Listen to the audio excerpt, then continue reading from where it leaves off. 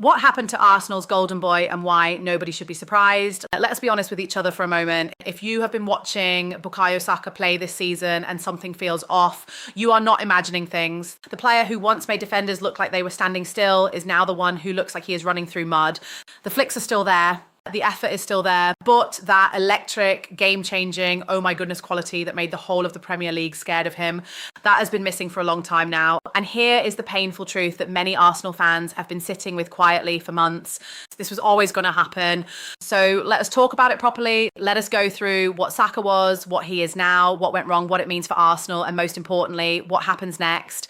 Because this story is far from over, and how Arsenal handle the next few weeks could define their entire season. Who was Bukayo Saka before the injury? To understand how far things have dropped, you need to remember just how good Saka was before December 2024. He was not just Arsenal's best player, he was one of the best players in the entire world. There is no exaggeration there. At the start of last season, he was doing things that looked almost unfair. In Arsenal's first 5 Premier League matches, he registered at least 1 goal or assist in every single game, every single one. Across 16 appearances in the league, he had 5 goals and 11 assists. Think about that number. 11 assists. That is not a winger doing okay. That is a winger who is pulling strings, making decisions at full speed and doing it consistently against Premier League defences that were specifically set up to stop him. Then in the Champions League, he added 4 goals and 2 assists in 5 games. He was everywhere. He was decisive. He was the kind of player that when you saw his name on the team sheet, you already felt a little sorry for whoever was marking him.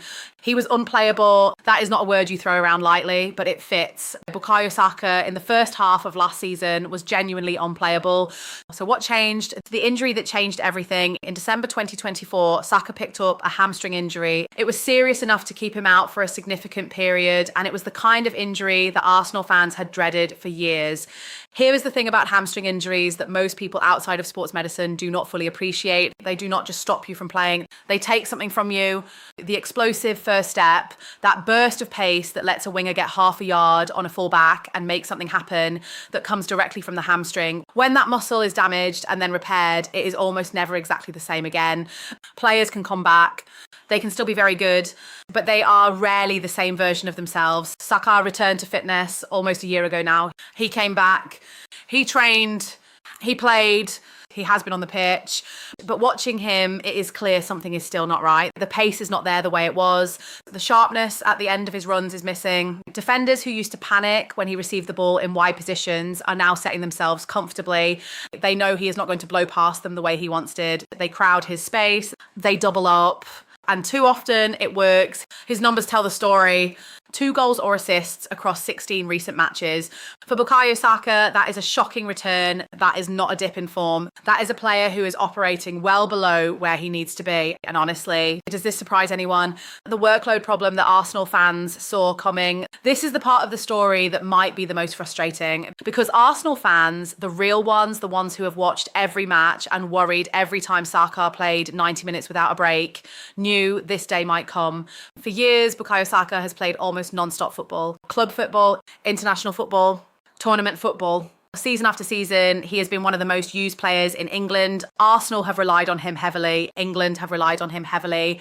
And he has never complained. He has just shown up and given everything. The problem with giving everything all the time is that eventually the body has nothing left to give. Heavy match loads, playing through multiple competitions without proper rest, the physical intensity of the Premier League, and then the added demands of international duty during the summer. This all adds up. And for a player whose game is built on explosive movement and sharp bursts of pace, fatigue is the worst possible enemy. Some people say it is about belief rather than physical strain, that maybe Saka just needs to get his confidence back. And yes, confidence does play a role. But watch him closely. Watch the way his runs start strong but slow before he reaches the ball. Watch the way he checks back instead of committing to his usual drive inside. That is not a lack of confidence. That is a tired body making the sensible decision to protect itself. The question Arsenal are now having to answer is this: what do you do when your most important player is clearly not at his best, but you are in the middle of the biggest part of the season?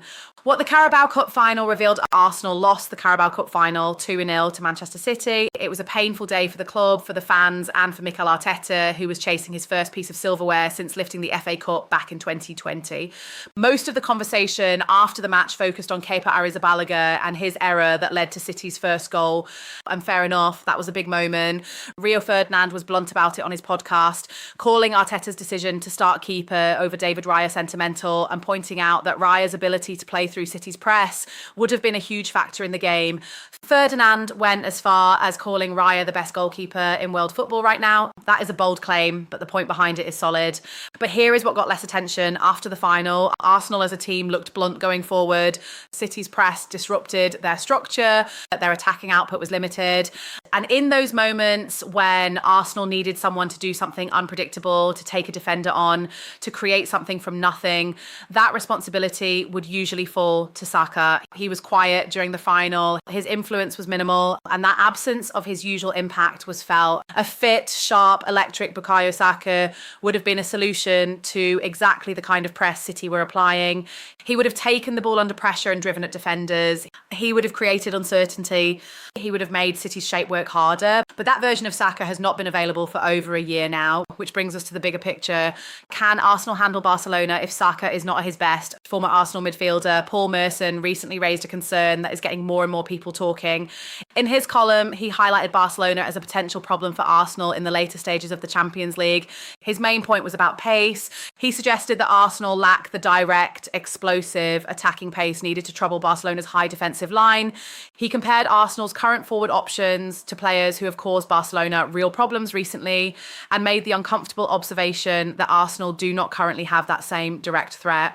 Now, Merson says things that do not always land, but this one hits differently when you think about it in the context of Saka, because a fully fit, fully sharp Bukayo Saka is exactly the kind of player who could exploit a high defensive line. His pace in behind, his ability to run at defenders with conviction, his directness, all of that would be a genuine weapon against Barcelona. But right now, against a defence that steps up aggressively and dares attackers to beat them for pace, Saka running at 70% is not going to do it. The conversation around transfers adds another layer to this. Arsenal have previously been linked with players like Kavicha Kvaratskhelia and Bradley Barcola. Those names keep coming up for a reason. They represent the kind of explosive wide option that many people feel Arsenal need. That does not mean Saka is being replaced or written off, but it does suggest that even within the club, there is an awareness that the current attacking balance has limitations. Would you want to see Arsenal bring in that kind of wide player to take pressure off Saka? Let us know in the comments below. The voice is getting louder. It is not just Merson speaking up. After the Carabao Cup final, multiple former players and pundits have weighed in on Arsenal's situation. Rio Ferdinand, as mentioned, was direct about the goalkeeper decision, but also pointed to the broader tactical problems the final exposed.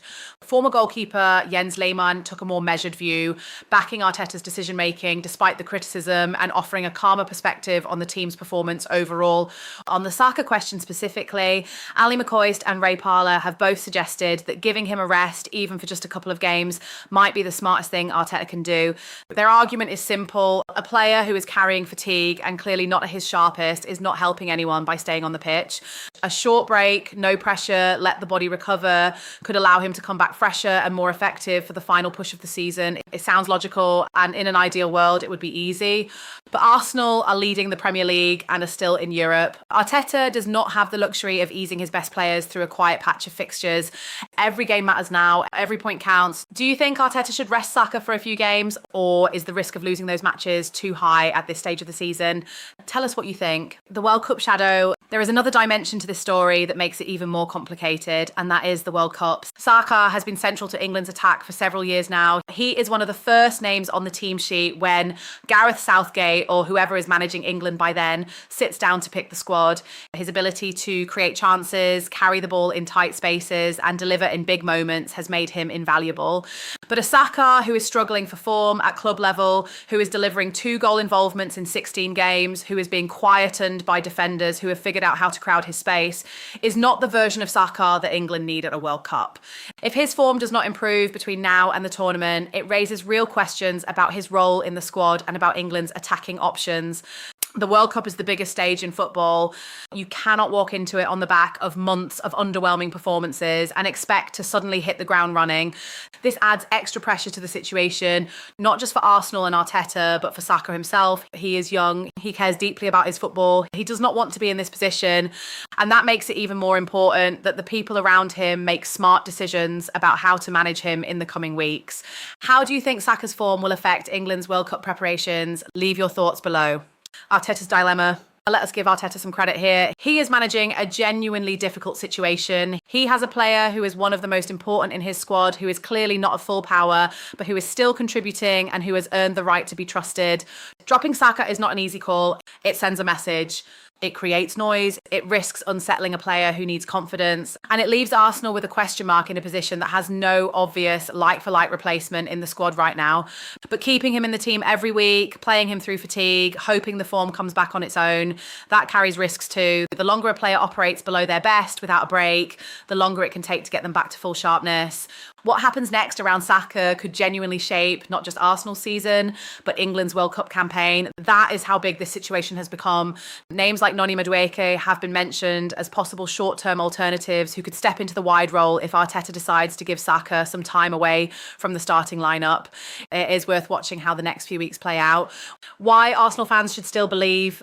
Here is the thing though. Arsenal are still top of the Premier League, 9 points clear of Manchester City with 8 games to go for City. That is a healthy cushion. The title is Arsenal's to lose. They are still in Europe. They are still competing on multiple fronts. And they have a manager in Arteta who has shown he can make tough decisions and back them up. The Carabao Cup final was painful. The Saka situation is concerning. The Barcelona question is legitimate. But this is still an Arsenal side that is in a strong position. The foundation is solid. The belief within the squad is real. And the ambition is enormous. What the next few weeks will test is whether this group of players and this manager can respond to setbacks and prove they belong at the very highest level. The real question, so where does all of this leave us? Bukayo Saka is a special player who has been pushed to his limits and is now paying a price for years of relentless football. The hamstring injury took something from him. The workload wore him down. And now the whole of Arsenal and England needs him to find his way back. The good news is he is 23 years old. This is not the end of the story. Players recover from poor patches. Players come back from injuries and rediscover themselves. There is every reason to believe that the best of Bukayo Saka is still ahead of him. But it will require smart management. It will require Arsenal and England to think carefully about how they use him. And it will require Saka himself to be patient with his own body and trust that the sharpness will return. Right now, the whole community is watching. Arsenal fans, England fans, football fans across the world who have seen what this young man is capable of. Everyone is hoping for the same thing. Come back, Bukayo. The game misses you at your best. What do you think is the most important thing Arsenal need to do right now to help Saka get back to his best? Drop your answer in the comments below. We want to hear from you.